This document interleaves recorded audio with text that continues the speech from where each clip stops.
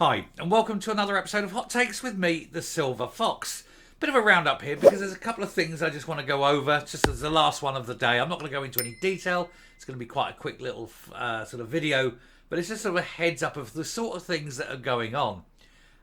You have Stephen Bonner, who went to a memorial service back in June, spent £45 on a wreath for the deceased, in memory of the deceased, and then expensed it.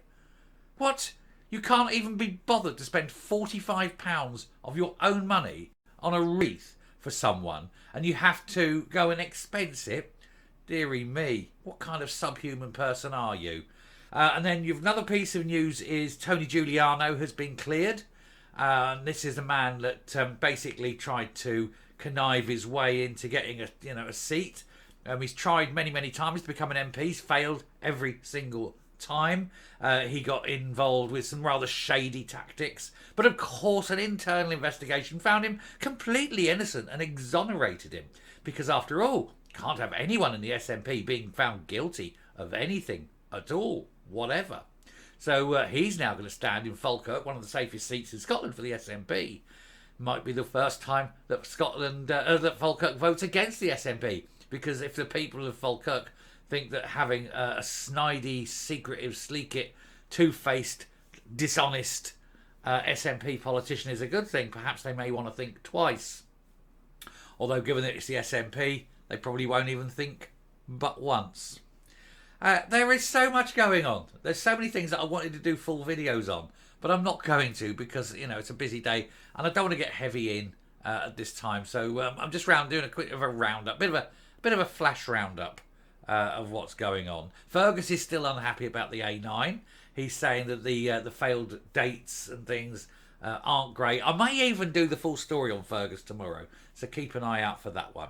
But other than that, this is just the roundup. Other than that, I will say, bloody YouTube are doing it again. I had a few poor people join. You can see, I see on every video what happens. And you go, oh yeah, look, I've got a subscription. And then all of a sudden, boom, the numbers drop down. But you go in and there's no unsubscribes on any videos. This is bloody YouTube again. So do please check your subscriptions. And if you've not yet subscribed, please do. We absolutely need all the help we can get because the YouTube, they don't like political channels. The algorithm pushes us down. And if you subscribe, we become a little bit louder and we can get the truth out. We've got plenty to come tomorrow. This is just the round off for the day. I want to thank everybody for being so supportive again. And I hope, although it's just a lower output, you've seen a lower output today.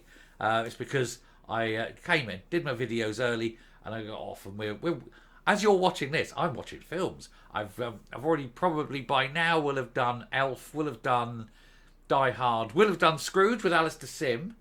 I got an interesting piece of trivia over that. In Scrooge with Alistair Sim, you have Scrooge played obviously by Sim, and Michael Hordern plays Marley. He comes in the change. They won an Oscar for playing Scrooge and Marley, but not in that film. Years later, they came back and they did an animated version, and they got the two actors back, and they basically did the whole film again, but in an animated form, and they voiced it. And it won an Oscar for animation. So there you go. Trivial point of the day. All Christmassy. And of course, it's by the time I speak to you tomorrow, it will be Christmas Eve. So all the kiddies out there, and I mean everyone who, even if you're 56 years of age, like me, and slowly turning into Santa, if I can grow the beard, we do the countdown. So I'll be on NORAID tomorrow because I want to see where Santa is.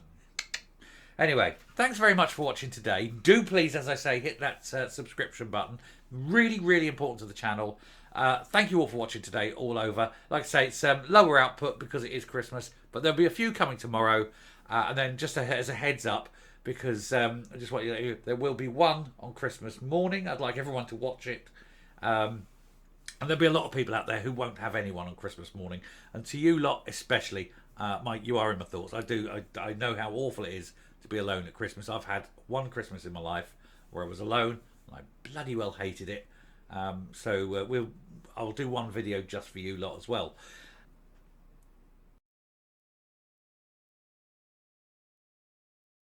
'Twas the night before Christmas, when all through the house not a creature was stirring, not even a mouse.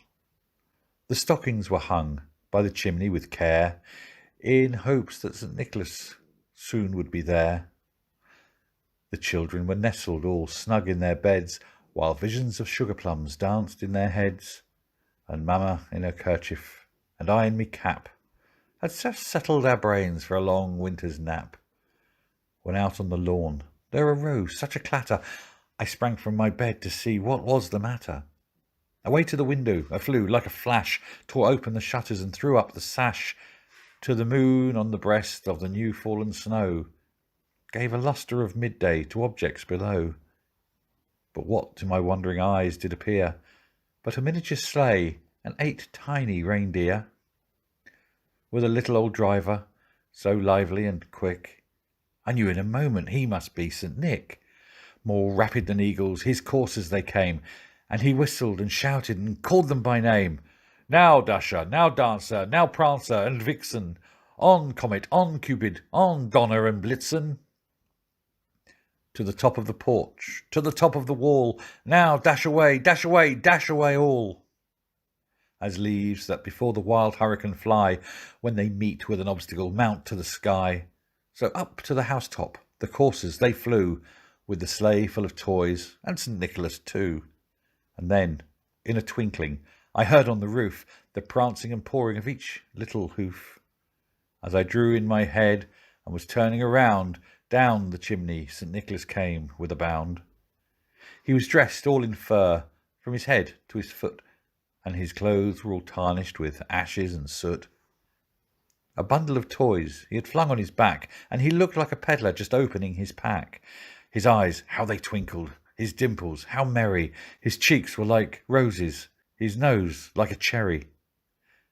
His droll little mouth was drawn up like a bow, and the beard on his chin was as white as the snow. The stump of a pipe he held tight in his teeth, and the smoke it circled his head like a wreath. He had a broad face and a little round belly that shook when he laughed like a bowl full of jelly. He was chubby and plump, a right jolly old elf, and I laughed when I saw him in spite of myself. A wink of his eye and a twist of the head soon gave me to know I had nothing to dread. He spoke not a word, but went straight to his work, and filled all the stockings, then turned with a jerk, and laying his finger aside of his nose, and giving a nod, up the chimney he rose. He sprang to his sleigh, to his team, gave a whistle, and away they all flew like the down of a thistle. But I heard him exclaim, ere he drove out of sight, "Happy Christmas to all, and to all a good night."